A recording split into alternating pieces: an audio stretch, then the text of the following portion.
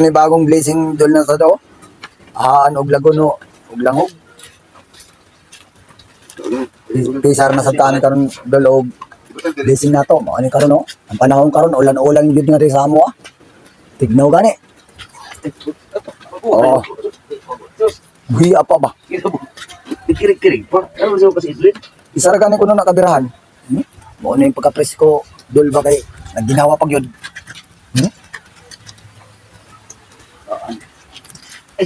Mo ni ato ah. Magasiko mo siguro eh. Oo. Ha? Pag kanindot sa isda, tanawon ba sa ingana ng mga klase dol ba? Una dol, pasensya na mo kung nipiin mo sa ako ah, kay wa na ako makuhaan ang messenger pag kuhaan, gumikan na lagi sa kakapoy na sa atong lawas. Pasensya na sa kuhaan na wa ta maka-reply. Kaya gikan ta sa laod, kapoy na gyud ato ang kuhaan na mag-ukad pag cellphone, tulog, pag mata, laod na sad. Muna, pasensya na gid mo na dili ko maka-reply sa inyo ang chat.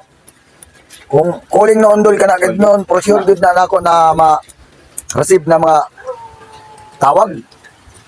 Kaya mo lagi ng kinabuhi na ito dol ba sa kuang kay importante ato ang lawas mo relax jud. Muna karon na kuan mo ni karon na mong kuha.